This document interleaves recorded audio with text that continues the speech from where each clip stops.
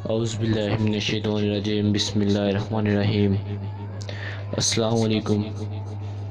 جب آپ ایک ایسی خطہ زمین پر پہنچے جہاں ہر سو خشک اور بے آب واگیہ گھاٹیاں، خار اور جھاڑیاں اور بیول کے درخت تھے، تو حضرت جبرائیل نے بتایا کہ یہی آپ کی منزل و مقصود ہے۔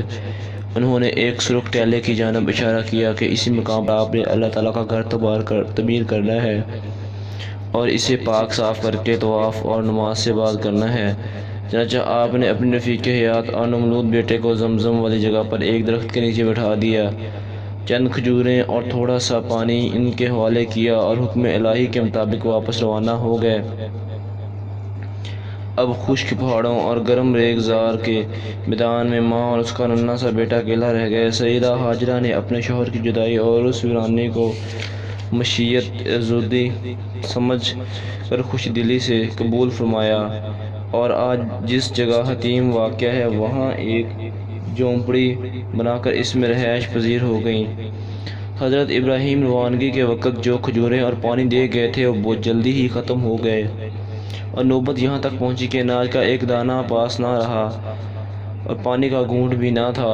آپ تو بھوک اور پیاس سے بے حال تھی ہی،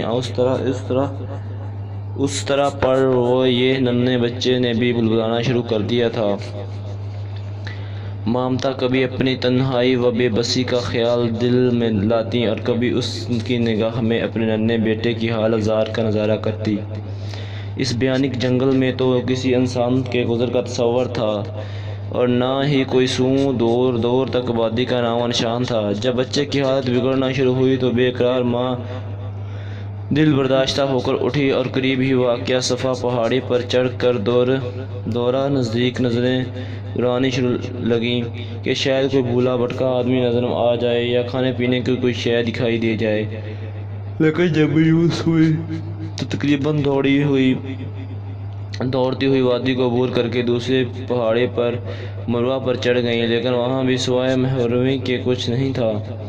اب دوبارہ صفا کی جانب واپس ہوئیں۔ اس طرح آپ نے اس عمل کو 7 مرتبہ دہرایا۔ اس دوران اپنے بچے کو بھی آ کر دیکھ جاتی، جس حالت دم بدم بگڑ جاتی رہتی۔ بالآخر عالم غیب سے حضرت جبرائیل نمودار ہوئے اور انہوں نے اپنی ایڑی زمین پر ماری۔ بعض روایت کے مطابق انگلی کا اشارہ کیا یا پھر مارا، اور بعض روایت میں ہے کہ حضرت اسماعیل نے اپنی ننھی منھی ایڑی زمین پر ماری تو اللہ کی قدرت سے وہاں سے پانی کا چشمہ ابلنے لگا۔ سید ہاجرہ نے فوراً اپنا مشکیزہ پانی سے بھرنا شروع کر دیا۔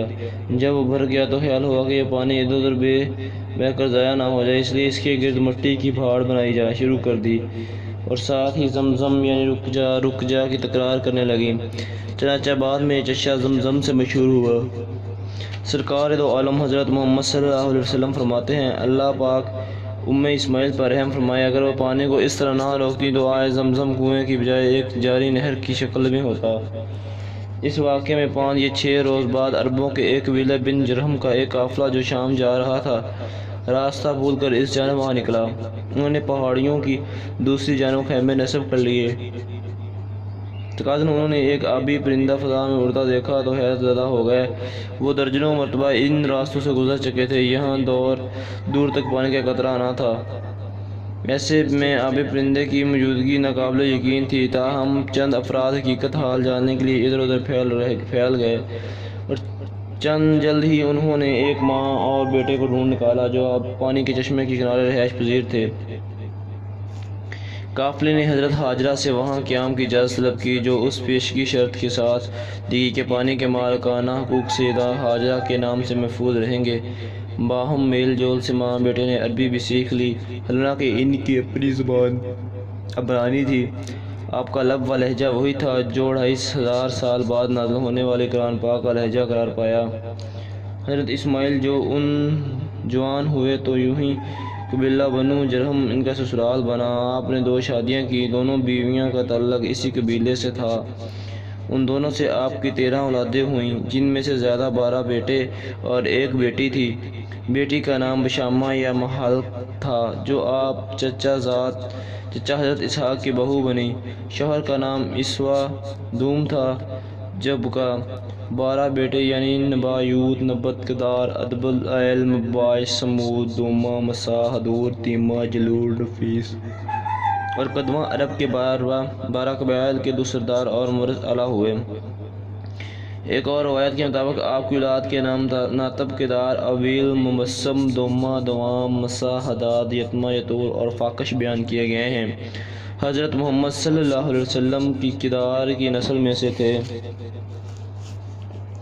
وادی مکہ اپنی جلالت و عظمت اور مرتبے میں دنیا کے تمام شہروں سے افضل ہے۔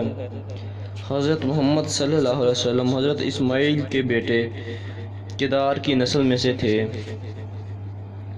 حضرت انس بن مالک سے روایت ہے کہ مسجد نبوی میں ایک نماز 50,000 گنا فضیلت رکھتی ہے۔ مسجد حرام مکہ میں ایک نماز پر 1,00,000 گنا ثواب ملتا ہے۔ روایت ہے کہ جب سرکار دو عالم حضرت محمد صلی اللہ علیہ وسلم نے ہجرت فرمائی تو اس مقصد شہر سے رخصت ہوتے وقت حسرت بھری نگاہوں سے اس کی دور دیوار کو دیکھا کہ فرمایا، اے مکہ، تو کتنی ذی شان شہر ہے اور مجھے کس قدر محبوب و مغروب ہے۔ اگر میری قوم مجھے نہ نکالتی تو میں تیرے سوا کسی دوسری جگہ قیام نہ کرتا۔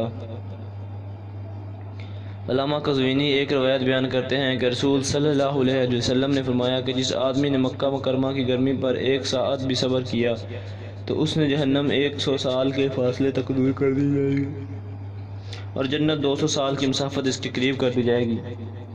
آپ صلی اللہ علیہ وسلم نے فرمایا کہ جس نے مکہ کی گرمی 1 ساعت بھی صبر کیا تو اس سے جہنم 100 سال کے فاصلہ دور کر دی جائے گی اور جنت 200 سال کے فاصلے پہ قریب کر دی جائے گی۔ یہ شہر نہ تو مجھ سے پہلے کسی کے لیے حلال ہوا اور نہ ہی میرے بعد ہوگا۔ جنگ کے لیے اور میرے لیے بھی دن میں سے تھوڑی سی دیر کے لیے حلال ہوا تھا۔ یہ معزز شہر نزول قرآن اور نظور اسلام کا مقدس مرکز ہے۔ اس شہر میں کافر کا داخلہ اور اس کی تدفین شرعاً ممنوع ہے۔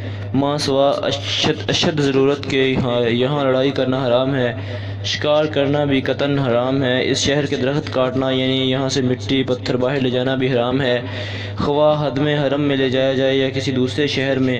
اس مقصد شہر کے قبرستان جنت الملا سے قیامت کے دن 70,000 انسان اٹھائے جائیں گے جو بغیر حساب کتاب کے جنت میں داخل ہوں گے اور ان میں سے ہر ایک 70,000 کی شفاعت کرے گا۔ یہ شہر دجال کے داخلے سے بھی محفوظ رہے گا۔ انبیاء کرام میں سے کئی نبی ایسے گزرے ہیں جن کی دعوت پر قوم نے لبیک نہ کیا اور انہیں جھٹلایا تو وہ بے بس ہو کر مکہ مکرمہ میں ہجرت کر آئے اور یہیں اللہ کی عبادت میں مشغول ہو گئے رہے حتیٰ کہ دنیا سے رخصت ہو گئے۔ کعبہ شریف کے ارد گرد 300 انبیاء کی قبریں ہیں جبکہ رکن یمانی اور حجر اسود کے درمیان 17 انبیاء کی قبریں ہیں۔ حتیم کے اندر مزاب کعبہ کے نیچے حضرت اسماعیل اور حضرت ہاجرہ دفن ہیں۔ اس طرح چہزم اور مقام ابراہیم کے درمیان حضرت ہود علیہ السلام، حضرت شعیب اور حضرت صالح کی قبریں ہیں۔ ایک روایت کے مطابق رکن یمانی اور مقام ابراہیم کے درمیان 99 انبیاء کے دفن ہونے کی تصدیق ہوتی ہے اور ان سب کے علاوہ مکہ کے سوا دنیا کا کوئی بھی ایسا شہر نہیں جہاں چاروں جانب رخ کر کے نماز ادا کی جا سکتی ہو۔